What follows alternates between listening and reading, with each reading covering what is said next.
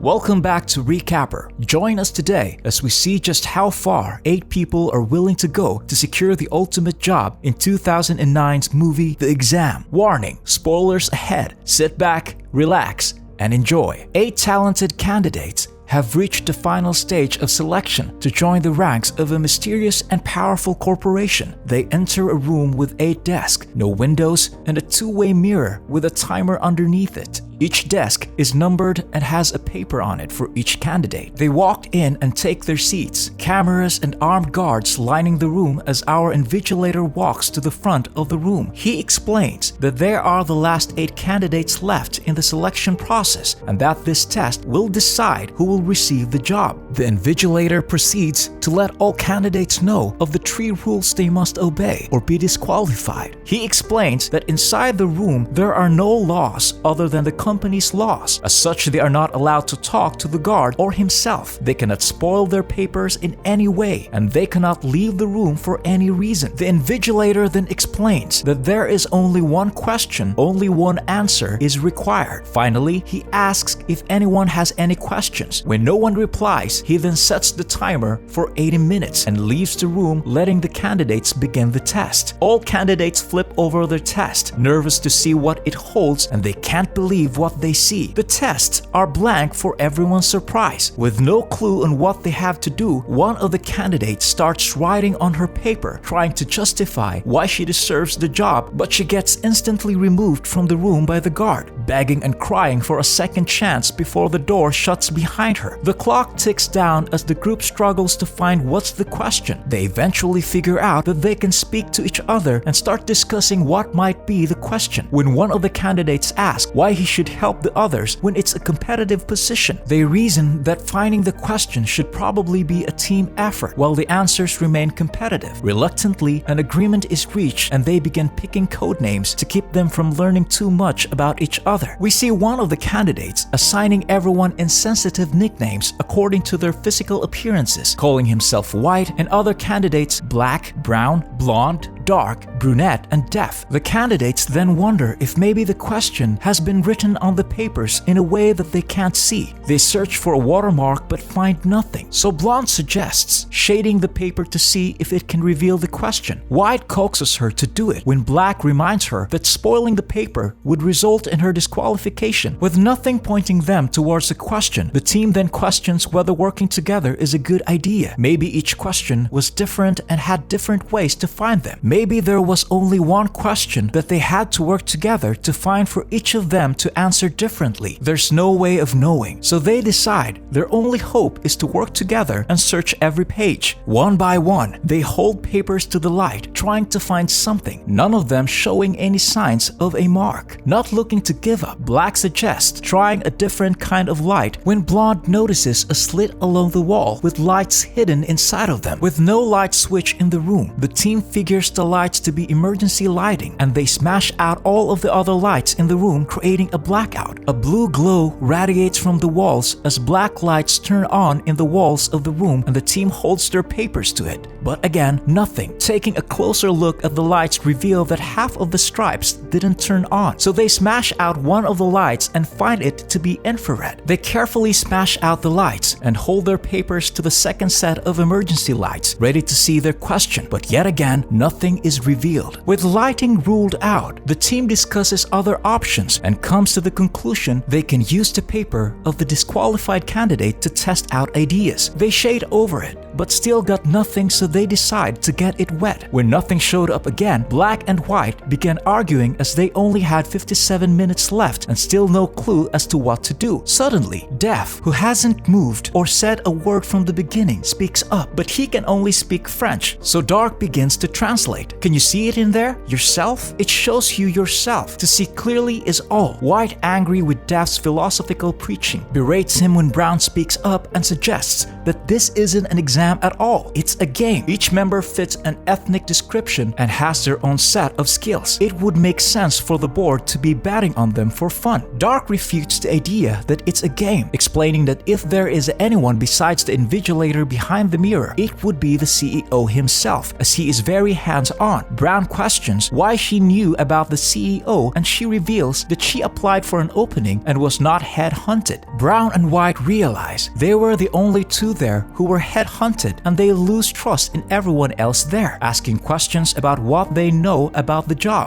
Dark reveals that what the company is trying to work for specializes in extending people's lives, and that they may have found a cure for the virus that has been plaguing the world. When Brunette begins to show interest, White questions her reasons for wanting the job in the first place. She reveals that she wants it to get a discount for a medicine for her partner with the virus. White belittles her and tells her that she has committed career suicide, but she faces the mirror and reaffirms her resolve before searching the pockets of the guard, finding a lighter. She lights the lighter, and Brown thinks that maybe they can hit the paper to reveal something when Brunette looks up to the sprinkler above her. Hesitant to spoil the paper, Brown says that water won't work when she tells him that it might not be water in the sprinkler. The paper seems thick like photography paper, so if the sprinklers contain developing fluid, it may reveal an undeveloped picture. White hands her a rolled up paper and tells her to light it to set the sprinklers off, and Daff walks up to the timer and inspects it. The sprinklers spray, and they watch their papers, but the liquid falling from the sprinklers isn't developing fluid. It's water. Just as Brunette goes to find her paper, she unrolls the burnt one to find it's hers. White made her burn her own paper, and therefore breaking the rules. She screams at him as the guards pulls her from the room. With now 36 minutes left on the clock, Black tries to hit White because of what he did to Brunette when he accidentally turns the light off with his words. The team sees that saying certain things can affect the room. Before they have a chance to test this, Death begins to cry, and White goes to him to try and break him down further. He coaxes Death to rip his own paper and eat it, and the guard pulls him from the room. The team now knows that White can't be trusted, as he's only been lying to get people to take themselves out. White tries to tell the other candidates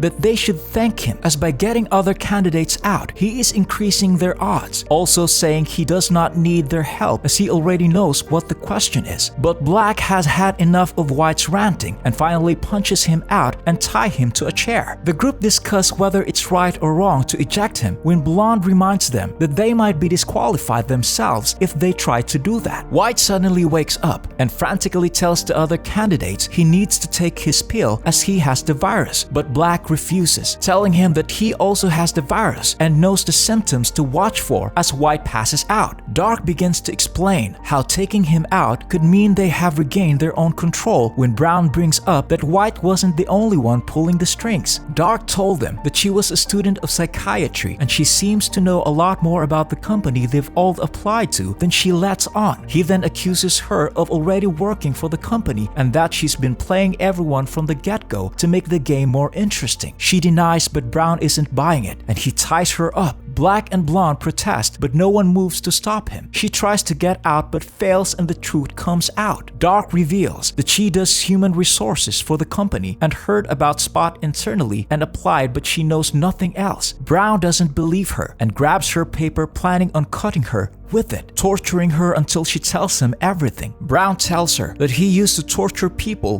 when he was in the army, and he pulls up her skirt to start cutting her thigh and sees there are cuts already there. Dark has been cutting herself, and Brown uses it to get into her head. With 20 minutes left, Brown slices her leg and Black runs to stop him, but he gets taken down. Getting no answers, Brown raises the paper to her eye and she begs him to stop, crying that she didn't know. As the paper begins to touch her eye, Brown finally stops. He pulls away and apologizes, believing that she's told the truth. Blonde unties Dark, and she gets up from the chair and regains her composure just as White starts to convulse in his chair. They finally believe him, and they agree to give him the pill, but no one can find it. They search each other for his pills, but with no one finds anything, Dark asks Brown for gum. When he says he's all out, she goes to his desk and pulls a chewed up piece from the bottom with the pill stuck to it. They try to give White the pill, but Brown knocks it away from them and it falls into the grate where none of them can reach it. White starts bleeding from the nose and convulsing when Dark yells at the camera for help and is ejected from the room. Meanwhile, Blonde pulls a pin from her hair and uses it to reach the pill, and she gives it to White just in time to save his life. White wakes up and immediately comments on the amount of people and time remaining. He gets up from the chair and congratulates Brown on taking his pill from him. They then ask him for the question, but he tells them there is no question and never was one. Black doesn't believe him, and he explains that this test is the question and they are the answers. Knowing that only one answer is needed, he implies that only the last of them inside